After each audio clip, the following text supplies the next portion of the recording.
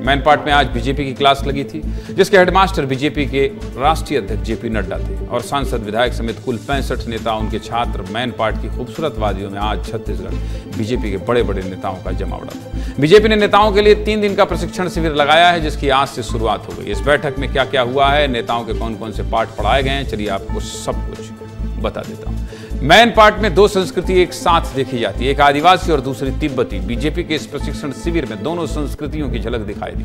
आदिवासी नृत्य के साथ बीजेपी नेताओं का स्वागत किया गया। बीजेपी के सभी नेताओं ने एक पेड़ मां के नाम कार्यक्रम के तहत पौधारोपण भी किया। इस बैठक में शामिल होने के लिए सीएम विष्णुदेव साय, बीजेपी के प्रदेश प्रभारी नितिन नवीन समेत सभी विधायक और सांसद पहुंचे थे।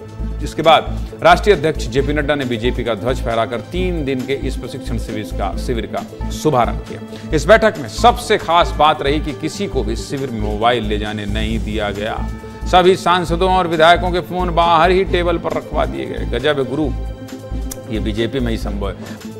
आज बीजेपी के राष्ट्रीय अध्यक्ष ने इस शिविर की शुरुआत की। प्रदेश प्रभारी नितिन नवीन, राष्ट्रीय संगठन पी सतीश ने नेताओं को ट्रेनिंग दी। 8 जुलाई को केंद्रीय कृषि मंत्री शिवराज सिंह चौहान और राष्ट्रीय महामंत्री विनोद तावड़े नेताओं को ट्रेनिंग देंगे। वहीं आखिरी दिन यानी कि 9 जुलाई को केंद्रीय गृह मंत्री अमित शाह शिविर का समापन करेंगे, जिसमें विधायकों और सांसदों के साथ महापौर को भी ट्रेनिंग दी जाएगी। लेकिन फिलहाल सबके मन में एक ही सवाल है कि आज मीटिंग में क्या हुआ, किस नेता को अच्छे नंबर मिले, किसे नसीहत दी गई। चलिए ये भी आपको बता देता हूं। पार्टी अध्यक्ष जेपी नड्डा ने नेताओं से कहा कि ऐसा व्यवहार बिल्कुल ना करें जिससे जनता के बीच जाने में शर्मिंदगी महसूस हो। जनता के बीच जाएं तो अपने आप को जमीन से जुड़ा हुआ दिखाएं। मीडिया में सोच समझ कर बयान देना है, बिना वजह के बयानों से बचना है। ऐसा कोई भी बयान ना दें जिससे पार्टी की छवि खराब हो। और सख्त लहजे में ये भी कहा है कि किसी भी नेता की भ्रष्टाचार की शिकायत नहीं मिलनी चाहिए। सीधे मुद्दे की बात यही है कि पहले ही दिन बीजेपी अध्यक्ष ने